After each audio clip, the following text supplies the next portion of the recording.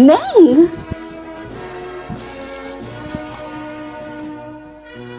Congrats! O, teka, picture tayo.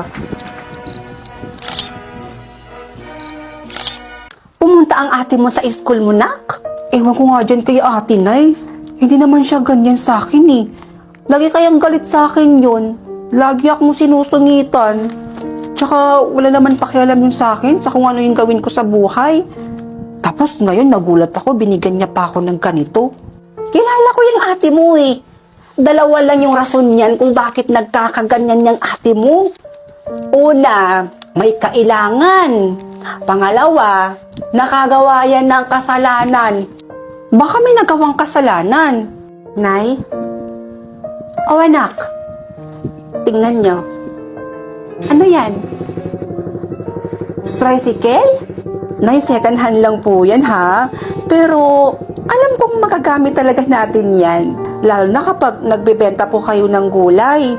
Hindi na po kayong mahihirapang maglakad po niyan. Dahil may tricycle na po tayo. Malaking tulong nga yan, nak. O, Neneng, para sa pinakamamahal kong kapatid. Sa'yo to lahat. Kakamitin mo to. 1 taong sahod ko rin to nung 2024. Pangkolehiyo mo. Mag-aaral ako ng college, ate. Basta ipangako mo sa akin na magtatapos ka ng pag-aaral mo, ha? O, ito. Baka naman may pang-grocery pa ako dyan, nak. O, ito, Nay. Para naman ito sa inyo. O, pangpuhunan nyo ito, Nay, ha? Mag-sari-sari store kayo dito para marami din po kayong pagkakitaan. Naku, salamat, nak. Oh, halina kayo. Kain na tayo. Nay, naniniwala ka po ba na ito yung sahod ni ate noong 2024? Parang nakakapagtaka po kasi. Kailangan na talaga nating malaman kung ano yung sikreto ni ate at kung bakit po siya nagkakaganyan. Alam mo na yung feeling ko, may boyfriend yang si ate na Amerikano. Anak, bakit hindi mo kaya tingnan yung cellphone ng ate mo? Nak? Nay? Saan ka pupunta? Tsaka, gabing-gabi na bakit ganyan yung suot mo?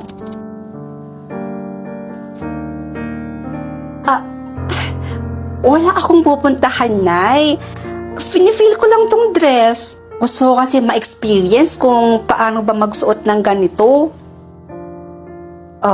Nay, pasok na po ako. Diba, Nay? Sabi ko sa'yo, feeling ko talaga nagbebenta ng katawan niyan si ate. Nak, di mo naman kami kailangan ipasyal dito sa SM. Masyadong magarbo dito. Hindi kami bagay dito, nak. Nay, para naman makalabas-labas naman kayo galing sa bukid. Teka, saan niyo pala gustong kumain ngayon? Ililibre ko kayo. Ay naku, nak. Ikaw na ang bahala. Wala naman ako masyadong alam dito eh. Dito na lang tayo sa Classic Savory, Nay. Masarap yung mga pagkain nila dito. Halika kayo. Nay, napantayan niyo po ba siya? Eto na nga, anak. 5 gabi ko nang binabantayan niyang ate mo. Hindi naman siya lumalabas tuwing gabi. Bakit ang laki ng pinagbako niya? Di naman siya dating ganyan sa atin, Nay. Para matigil na tayo sa kakaduda sa ate mo. Bukas na bukas, tatanungin na natin siya. Ate? Ate, ilang araw na po kasi kaming nagtataka ni nanay kung bakit po kayo nagkakaganyan sa amin. Hindi po namin maiwasang isipin na may boyfriend po kayong afam. Oo nga, nak. Alam nyo, wala talaga akong balak sabihin sa inyo to eh. Gusto niyong malaman, di ba? Eto.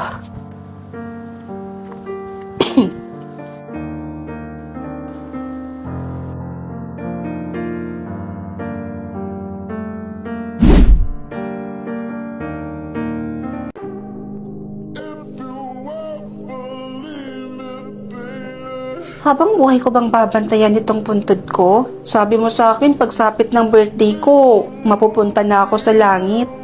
Gusto mo na ba talagang mapunta sa langit? Sige, ganito na lang ha. Kung sino yung taong magtatagal sa puntod mo ngayong birthday mo, mapupunta ka na sa langit. Yun lang? Ang galing naman. Siyempre, yung mama ko, yung nanay ko, siya lang naman yung kakampi ko sa buhay eh. Malalaman natin yan maya-maya lamang. O ayan, may paparating na pala.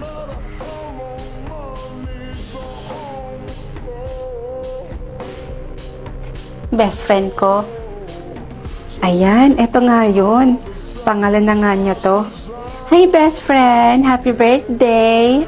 Pasensya ka na ha, hindi na ako nakadala ng pasalubong.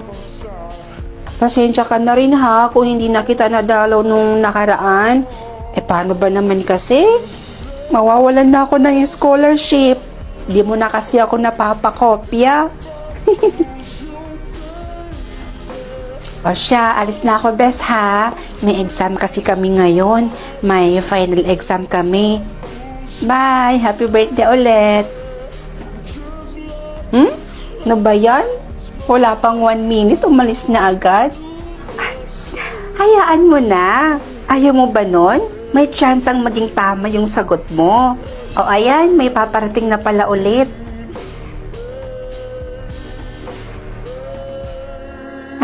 Si ate. Hi bunso. Happy birthday. Miss na kita.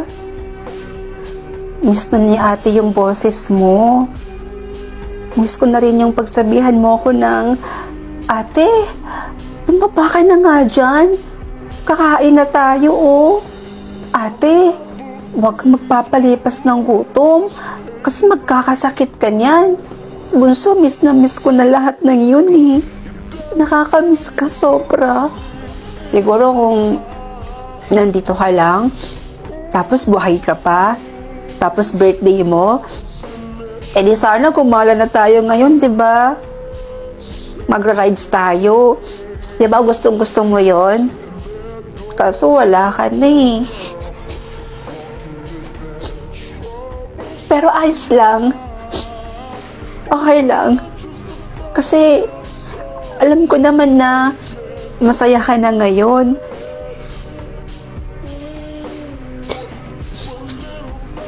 O siya bunso, uwi na ako ha.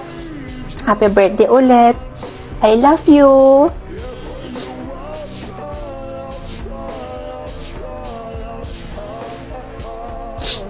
Oh, andyan na yung mama ko.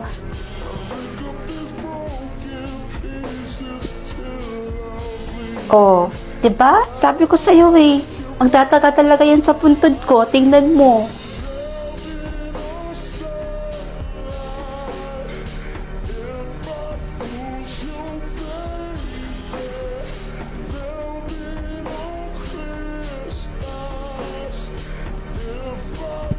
Sa ngayon, yung mama mo ang may pinakamatagal. 1 hour and 32 minutes. O ano? Tara na? Tara, punta na tayo sa langit. Oops! Teka lang. Hindi pa tapos ang laban. Dahil may paparating pa. Ha? Sino naman? Siya.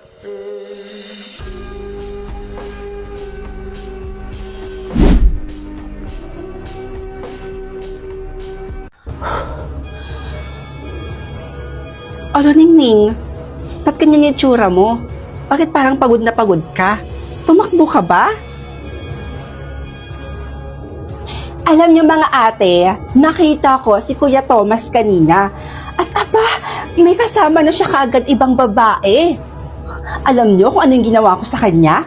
Pinagbabato-bato ko siya nitong hawak kong mga notebooks. At pinagsabihan ko rin siya ha. Sabi ko, duwag ka at hindi mo kayang panagutan yung pinagbubuntis ng ate ko. Luningning naman, bakit mo naman ginawa yon? Ano naman yung sinabi niya sa'yo? Ayun, sabi niya sa akin, umalis na daw ako sa pamilyang to bago ko pa daw pagsisihan ng lahat. Alam mo yun, ang weird niya ha? Ano yun, joke? May malagim na sikreto daw yung pamilya natin. Kaya hangat maaga pa raw, umalis na lang daw ako. At hindi daw siya ang ama ng pinagbubuntis mo, ate. Eh, sino ama ng batang dinadala mo? Eh, siya naman yung naging boyfriend mo, di ba? At wala nang iba. Siya lang naman yung gumagalaw sa'yo gabi-gabi at naririnig ko dyan sa kwarto ninyo. So, sino pa yung magiging ama ng dinadala mo kundi siya lang, di ba? Patawa siya. Iyang dinadala ng ate Jowan mo at itong anak ko at yung magiging anak mo magdadala ng biyaya sa tahanang ito. Hindi ka pa buntis, pero pagsapit ng 18 mo, pwede na.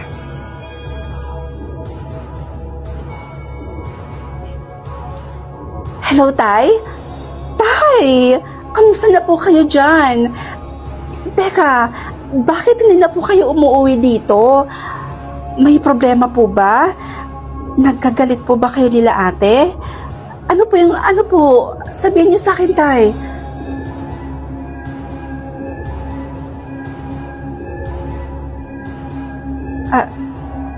Dapat nga ho, nandito po kayo para matulungan niyo po akong mag-alaga sa mga apo niyo. Si Ate Lena, buntis na po siya ngayon, Tay. Alam niyo po ba yon?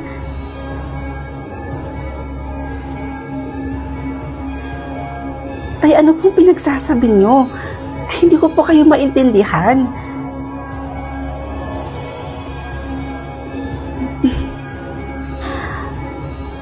Tay, kung aalis ako dito, walang kasama sila ate dito. Paano naman po sila?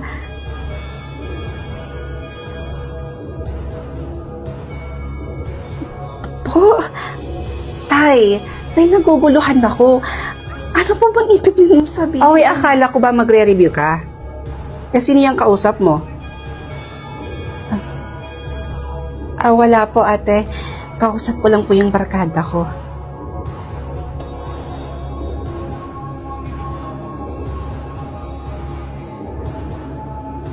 Oh, gising ka na pala. Halika na at sumabay ka na sa akin kumain. Ate, nasan po si Ate Didit? Pina-check up niya yung anak niya. May sakit kasi.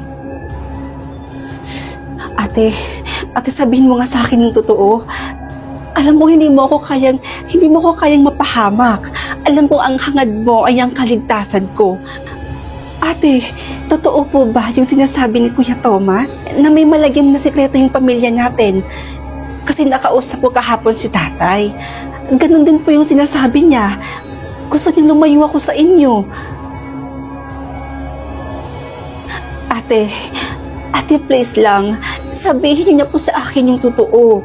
Ano po ba talagang sinasabi nila? Ano po ba talaga? Naguguluhan na kasi ako. Itong pinagbubuntis ko at pati na rin yung sa anak ni Ate Didit. Mga anak ni tatay.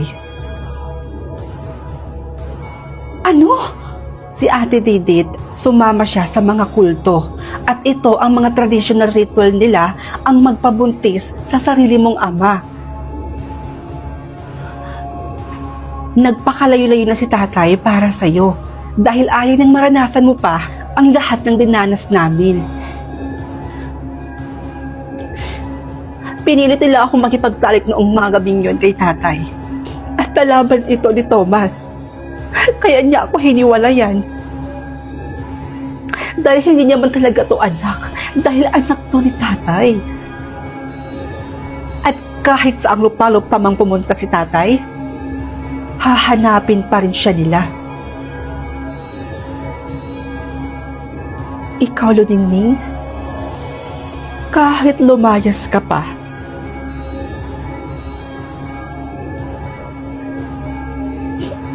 wala ka na ring takas.